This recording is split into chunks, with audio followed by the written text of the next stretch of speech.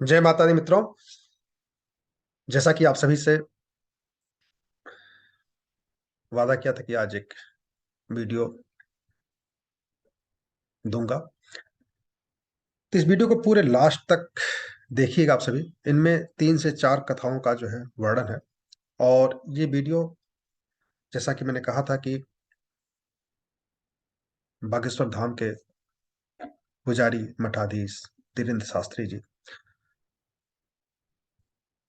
के पास ऐसी कौन सी सिद्धियां हैं जिसके बल पर वो मन की बात जान लेते हैं, लोगों की सेवा करते हैं, लोक कल्याण कार्य में लगे हुए हैं।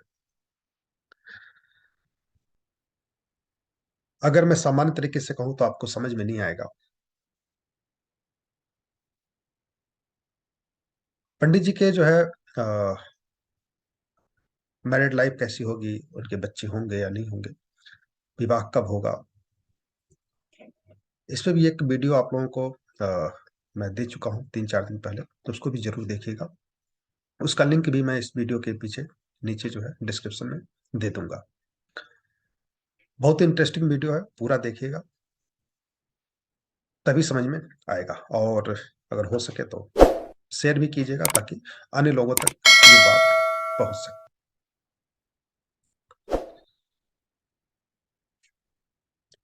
आप सभी जानते हैं कि जब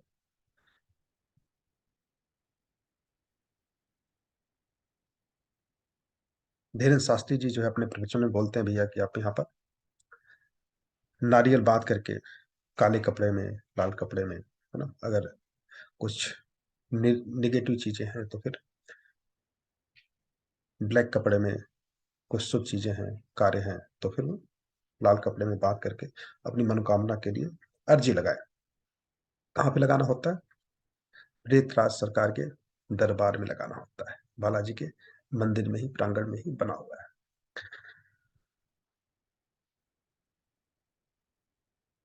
तो इससे क्या सिद्ध होता है कि प्रेत राज जी को इन्होंने सिद्ध किया हुआ है।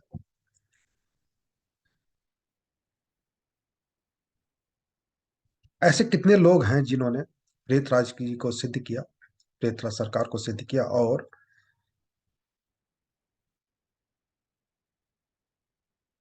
अपनी पूरी लाइफ लोगों के लोक कल्याण पे अपना टाइम दे दिया। ऐसे हजारों लोग हैं। इनमें ऋषि मुनि तो है ही, लेकिन ऋषि मुनि सिद्ध करके लोक कल्याण अपने तरीके से करते थे। इनमें कुछ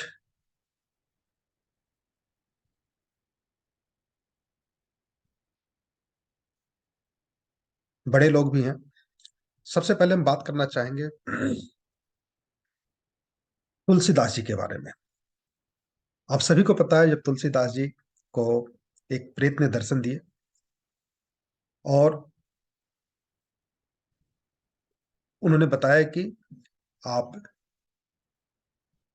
जहां राम कथा हो रही है वहां चले जाइए, और एक व्यक्ति जो सबसे पहले आता है, और जब तक सभी लोग चले नहीं जाते तब तक वो बैठा रहता है,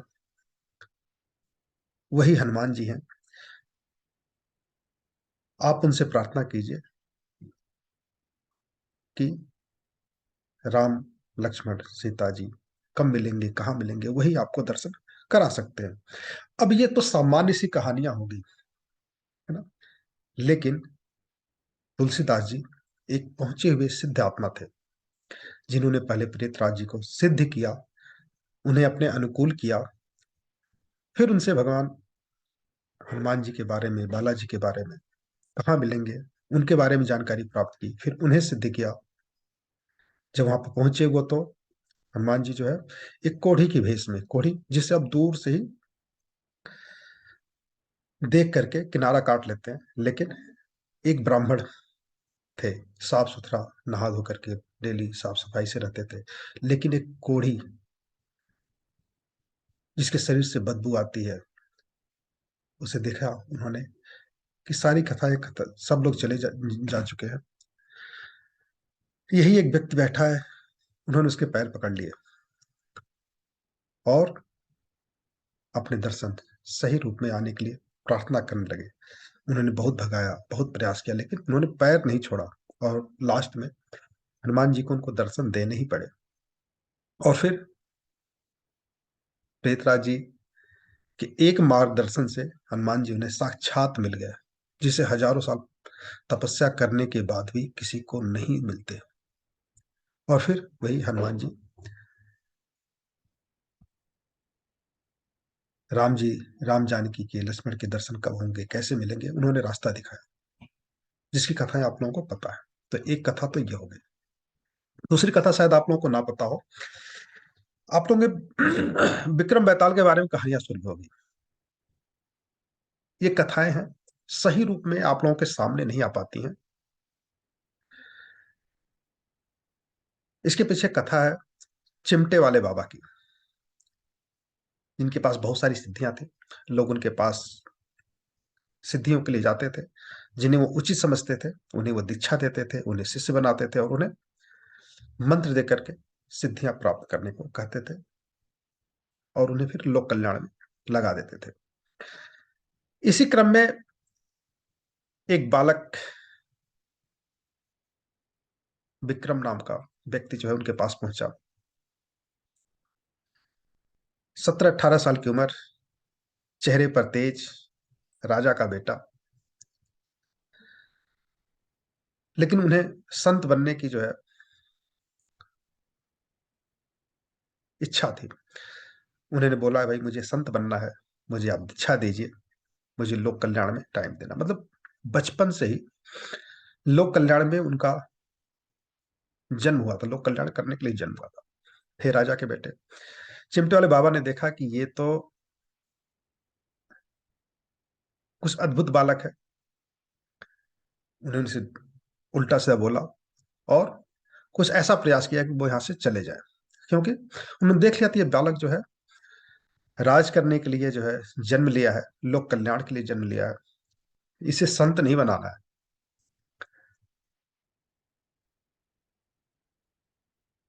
ऐसी कथाएं आपने मोदी जी के भी बारे में सुनी होगी कि वो हिमालय पर गए, किसी सिद्ध पुरुष के साथ रहे,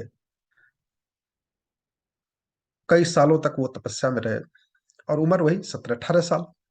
और फिर बाबा जी ने उन्हें कहा कि भाई आपका जन्म संत बनने के लिए नहीं है, कुछ अलग करने के लिए, राज करने के लिए, लोक कल्याण करने के लिए है। और मोदी जी फिर वहां से वापस आ गए और फिर अपने पत्नी को कहा कि मेरा जन्म जिस कार्य के लिए हुआ है वहां पर मैं आपको हमेशा लेकर के नहीं चल सकता, और आप अपने घर जाइए। और फिर वो लोक कल्याण कार्य के लिए अपने घर को छोड़ दिया और क्रमशः जो है लोक कल्याण में लग गए। एक समय ऐसा आया कि बिना चुनाव लड़े वो चीफ मिनिस्टर बने, दोबारा फिर जीते, दोबारा चीफ मिनिस्टर बने, 3 बार चीफ मिनिस्टर बनने के बाद बिना चुनाव लड़े प्रधानमंत्री पद का जो है उन्हें उम्मीदवार घोषित किया गया, और फिर वो प्रधानमंत्री भी बने, दोबारा फिर प्रधानमंत्री बने, और अभी भी प्रधानमंत्री पद की बैठे हुए हैं। और जानकार ये भी कहते हैं कि उन्हें प्रधानमंत्री पद से जब तक वो इच्छा उनकी हो तब तक उन्हें कोई नहीं हटा सकता। ये इनके पीछे ऋषि का, हमारे सनातन धर्म का,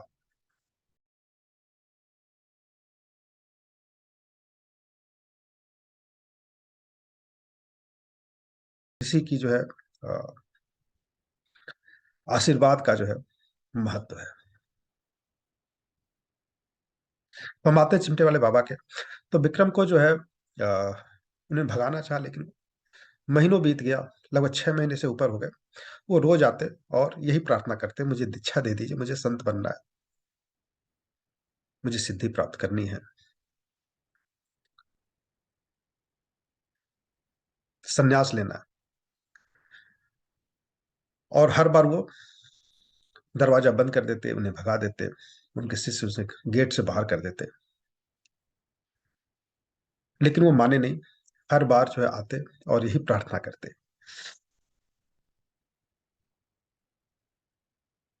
एक दिन चिमटे वाले बाबा जो है कि एक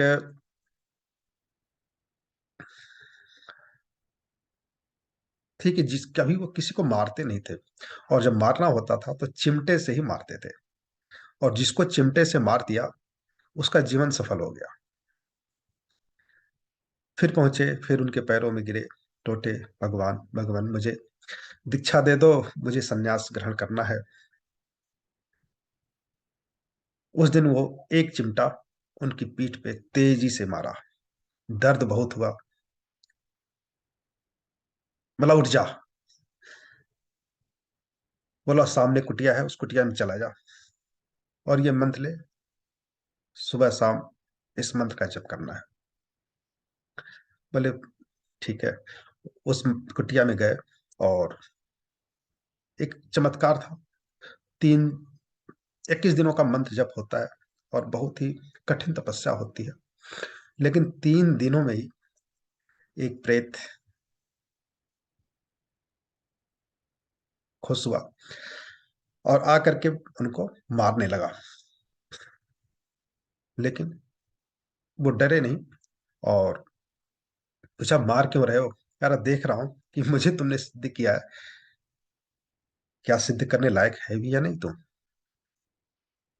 लेकिन हाँ तू मेरी मार सह गया, तू मुझ पर कमांड कर सकता है। वापस लौट करके वो पहुंचे चिमटे वाले बाबा जी के पास। बोले बाबा जी अब क्या आदेश है, ऐसा ऐसा घटा मेरे साथ। बोला जा, जब भी तू इसकी आह्वान करेगा ये जो है तुम्हारे समक्ष आएगा, और जो तुम काम कार्य कराना चाहोगे ये कार्य को करेंगे, और तुम्हें यहाँ नहीं रहना, कोई संत नहीं बनना, तू जा, राजा बनेगा। वो लौट गए और एक दिन वो राजा बने, और उसी प्रेत राज या प्रेत कह सकते हैं की सहायता से उन्होंने पूरी धरती पे राज किया।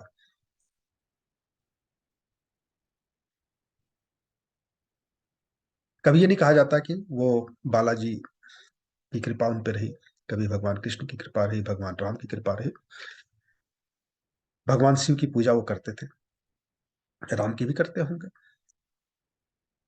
लेकिन न्याय प्रक्रिया उनकी बहुत अच्छी मानी जाती है। कभी भी अपनी कुर्सी पे बैठ करके, अपनी गद्दी पे बैठ करके उन्होंने अन्याय नहीं किया। न्याय के देवता के रूप में विक्रमादित्य का नाम आता है। कभी किसी गलत व्यक्ति को सजा नहीं हुई और कभी बुरे व्यक्ति को छोड़ा नहीं उन्होंने। इसके पीछे कहीं ना कहीं प्रेतराज की जो है की महिमा हो सकती है, उनका सहयोग हो सकता है। एक वर्णन मिलता है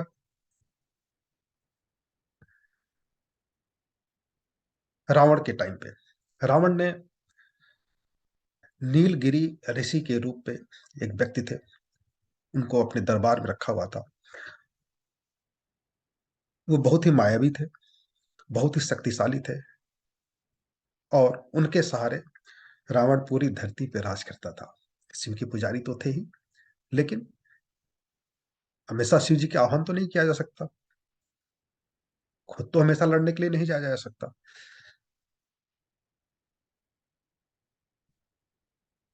तो आसुरी शक्तियों के को बांधने की जो क्षमता है वो नीलगिरी ऋषि में थी। उनके माध्यम से जो भी काम करवाना होता था रावण करवाता था। वो एक सेवक के रूप में वो काम करते थे। जब लंका दहन हुआ उस समय भी नीलगिरी ने अपने प्रताप से आग को बुझाने का प्रयास किया, लेकिन वहां पर उसकी आसुरी शक्तियां काम नहीं आई।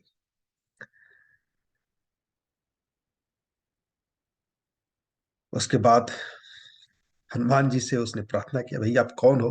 क्या भगवान शिव हो, क्या भगवान विष्णु हो, क्या ब्रह्मा हो, या कौन से देवता हो जिसके सामने जो है मेरी शक्तियां छिड़ पड़ गई?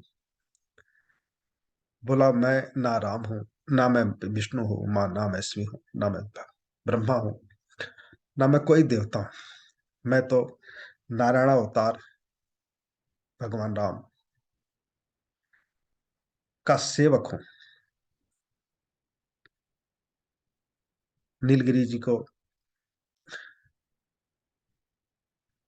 उन्होंने कहा, भैया आप यहाँ क्या कर रहे हो? आप जो है इतने अच्छे व्यक्ति हो और एक गलत व्यक्ति का सहयोग कर रहे हो।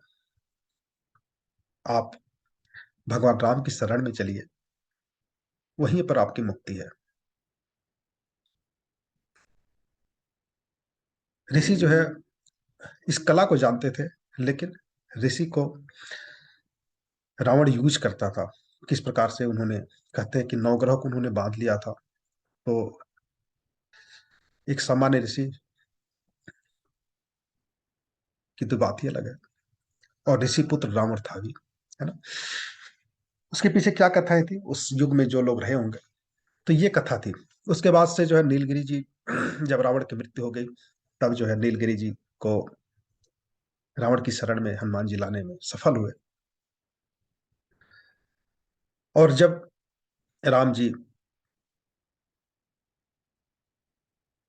धरती को जो है अपना शरीर त्याग किया, सरयू में त्याग किया अपने शरीर को, तब उन्होंने कहा कि भाई हनुमान जी, आपको जो है इस धरती पे ही रहना है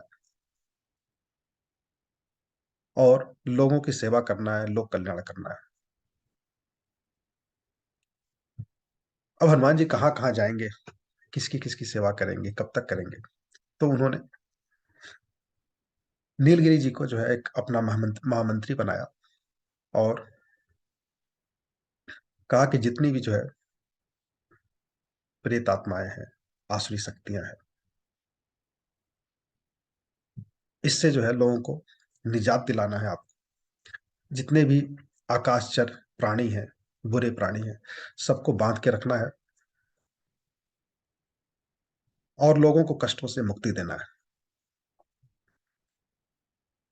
तो अपने महामंत्री के रूप में रखा, और उन्हीं के माध्यम से लोक कल्याण में हनुमान जी सबका जो है सेवा करते हैं। जो भी जो है प्रेतराज सरकार जी को पूछता है, हनुमान जी जरूर उनको दर्शन देते ही देते हैं। ऐसा नहीं कि हनुमान जी की पूजा करेंगे तो प्रेतराज की पूजा जरूरी है, लेकिन हाँ, प्रेतराज जी की पूजा करेंगे तो हनुमान जी की पूजा करना जरूरी है। राम जी की पूजा करना जरूरी है, क्योंकि एक क्रम बन जाता, सीढ़ी दर सीढ़ी आपको मानना ही पड़ेगा।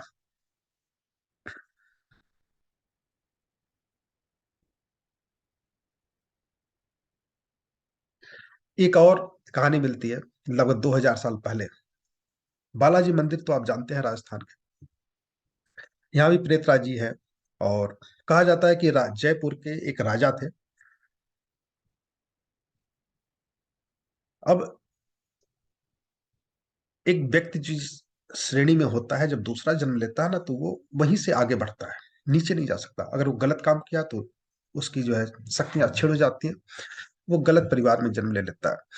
लेकिन अगर कोई अच्छा व्यक्ति है, तो जो उसकी क्षमता है, जो आत्म क्षमता है, आत्मबल है, सिद्धियां हैं, उन्हीं सिद्धियों के साथ वो आगे आता है। उसे फिर ज्ञान प्राप्त होता है, फिर धीरे धीरे वो आगे बढ़ता वहीं से। तो उदयपुर के जो नहीं, जयपुर के जो राजा थे, उनके अंदर भी एक पावर थी। भूत पिचास, जो निगेटिव एनर्जियां हैं, उनको बांधने की, उनको गुलाम बनाने की एक कला थी, एक शक्ति थी, एक सिद्धियां थी। राजा थे, उनका एक काम नहीं था, लेकिन उन्होंने इस चीज को अपनाया। इसलिए सभी लोग उस समय उनको प्रेतराज कह के सुशोभित करते थे। प्रेतराज नाम से भी उनको जानते थे। जो सभी प्रेतात्माओं का राजा हो, जिसकी जो है गुलाम सभी प्रेत हों, बुरी शक्तियां हो, पिचास हो, जिनके बस में हो, उनको प्रेतराज कहा गया। बहुत पुराने समय की बात है, 2000 साल पहले की बात है। तो बालाजी को जब धरती पे आना था,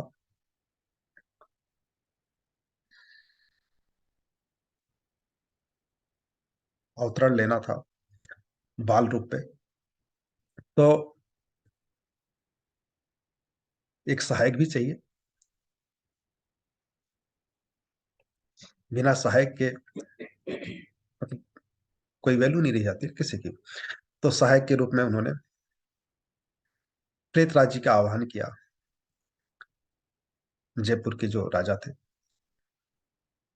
और उनकी आत्मा का आह्वान किया, भैया हमारा जो है सहायक बनना स्वीकार कीजिए। अब वो चाहे जो भी होते, उस समय के जो राजा थे,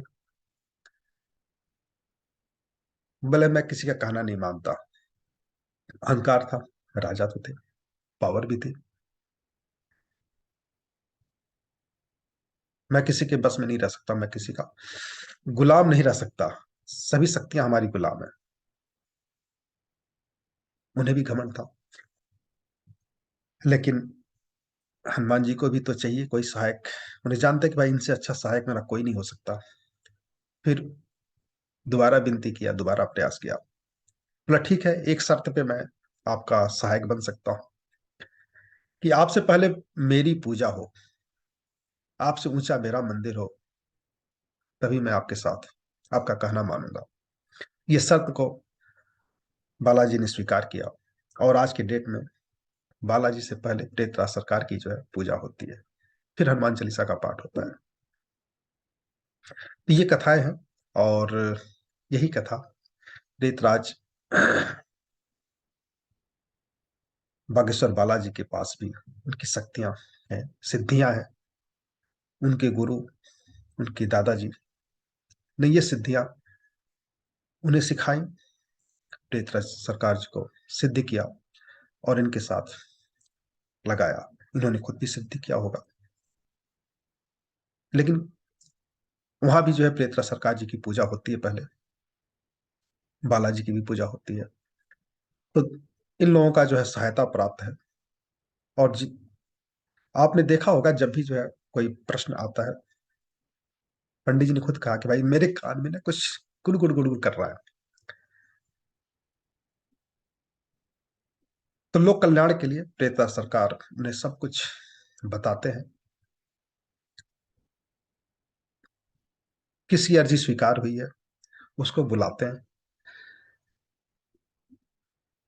और जो उनके मन की बात है, जो उनकी इच्छा है, वो बताते हैं, और इच्छा पूरी होने का आशीर्वाद भी देते हैं। आप ये बात समझिएगा कि कलयुग में भविष्य बताना बहुत ही मुश्किल है। वो जो भी भूत की चीजें हैं, पहले की चीजें हैं, वर्तमान की चीजें हैं, वो सब चीज बता देते हैं।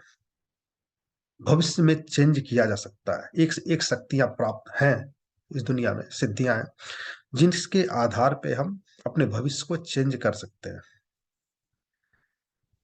तो भविष्य को बहुत हद तक बताना मुश्किल है, कुछ हद तक बताना ठीक है।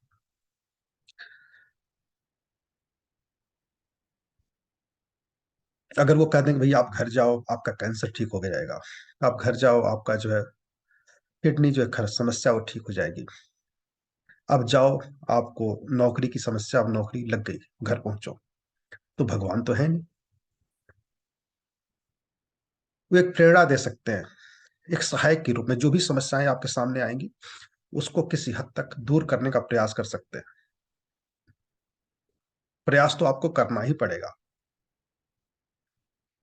और यही काम वो करते हैं। अब उनके विरोध में चाहे श्याम मानव जी खड़े हो जाएं, चाहे सुहानी शाह जी खड़े हो जाएं, चाहे आज तक के जो है एंकर खड़े हो जाएं, जो ने धोखा, फरेब, धोखेबाज, और बहुत सारे चैनल हैं जो ये काम करने में, उन्हें गलत सिद्ध करने में लगे हुए हैं कि ये कोई ट्रिक है, ये कोई जादू है।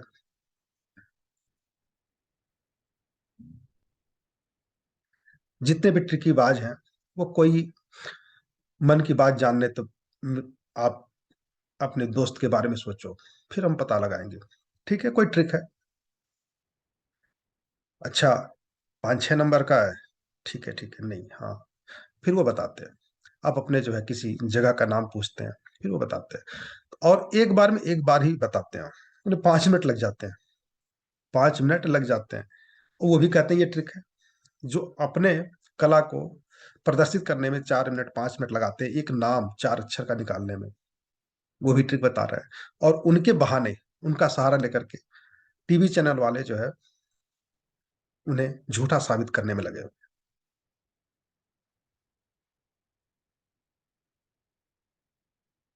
पंडित जी ने कभी जो है, आपके पास 15 प्रश्न है, आपकी पर्ची में लिखा हुआ है, आपके पॉकेट में 15 के 15 जो है, क्या-क्या लिखा हुआ, किसके बारे में लिखा हुआ है, 1 मिनट में बता देते हैं। अगर ये ट्रिक है, तो कोई ट्रिकबाज इस चैलेंज को स्वीकार करे और बताकर दिखाए।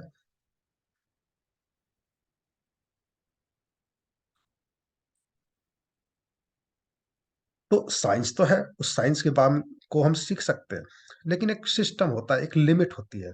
धर्म की कोई लिमिट नहीं होती। श्याम मानव कहते हैं, भैया हमारे जो है 20 मोबाइल रखेंगे, 20 सब जगह सामान छुपाएँगे, आप उन्हें ढूँढ के दिखाओ। श्याम मानव जी को पता होना चाहिए, शक्तियाँ किसी गुलाम नहीं होती। उसे गुलाम की तरह कहते हैं, प्रेतराज जी हनुमान जी का कहना नहीं माने, तो धीरेन्द्र शास्त्री जी क्या है? वो किसी के गुलाम नहीं है कि हम इसका भला करना चाहते हैं, आप भला कर दो। ना, जिसका वो चाहेंगे भला करना, उसकी ही प्रेरणा उनके मन में आती है। वो प्रेतराज जी का काम नहीं है कि श्याम मानव के अहम को संतुष्ट करें, और उनका कोई हक नहीं बनता कि इस प्रकार से चैलेंज करें। शायद उन्हें किसी अ, अच्छे व्यक्ति से उनका पाला नहीं पड़ा है, किसी शक्तियों से पाला नहीं पड़ा है। इस बार ऐसी शक्ति से उनका पाला पड़ा है, और अगर वो हार नहीं मानेंगे, तो मिट जाएँगे। जैसा बाबा जी ने कहा, कायदे में रहोगे तो फ़ायदे में रहोगे। तो श्याम मानव जी और उनके पीछे लगे हुए जितनी भी शक्तियाँ हैं, सच कहा जाए तो कायदे में रहेंगे तो ही फ़ायदे में रहेंगे।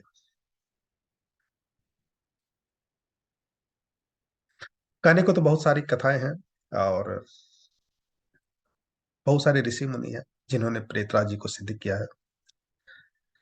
अब प्रेत का बात आते ही लोग ये समझते हैं कि कोई भूत-प्रेत आत्मा है। नहीं, भूत-प्रेत आत्माओं को अपने बस में करने की जो पावर होती है, जो क्षमता होती है, ऐसी आत्मा, शुद्ध आत्मा जो होती है, उसे प्रेत आत्मा कहते हैं, प्रेतराज कहते हैं। ऐसे बहुत सारे लोग हैं समाज में, जिनकी दिव्य आत्माएँ इस धरती पे मौजूद है। उनको कोई सिद्ध कर लेता है, तो इन शक्तियों का मालिक बन जाता है। और वो कोई भी काम कर सकता है, उसे कोई रोक नहीं सकता।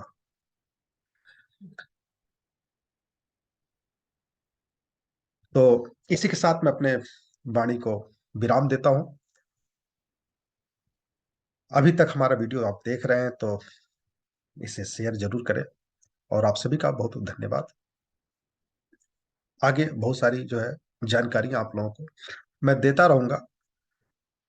जैसा कि आप सब जानते हैं कि मैं ज्योतिष भी पढ़ाता हूँ, और अगर आप सभी को ज्योतिष सीखना हो, पढ़ना हो, तो कुछ वीडियो मैं डालता रहता हूँ। लेकिन हाँ, अलग से ज़ूम पे क्लासेस होते हैं, ऑनलाइन क्लासेस होते हैं। आप लोग पढ़ने के लिए भी जो है, सीखने के लिए भी अद्भुत विद्या को हमसे संपर्क कर सकते हैं। और एक नॉर्मल सी फीस, इतनी फीस है कि आपके बच्चे की 1 महीने की फीस होगी। पूरा कोर्स सिखाया जाता है,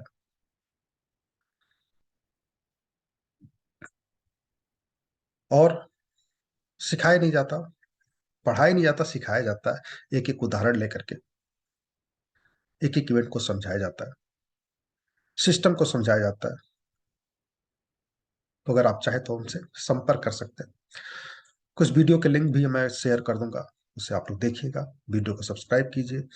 वीडियो पे जाइए, बहुत सारे चैनल, बहुत सारे वीडियो हमारे वहाँ पे लगभग 190 के आसपास है। कुछ लाइव के हैं, कुछ शॉर्ट के हैं, कुछ वीडियो बने हुए हैं, कुछ आगे आएँगे, उससे आप लोग देखें, और लोक कल्याण में अपना समय दें। धन्यवाद।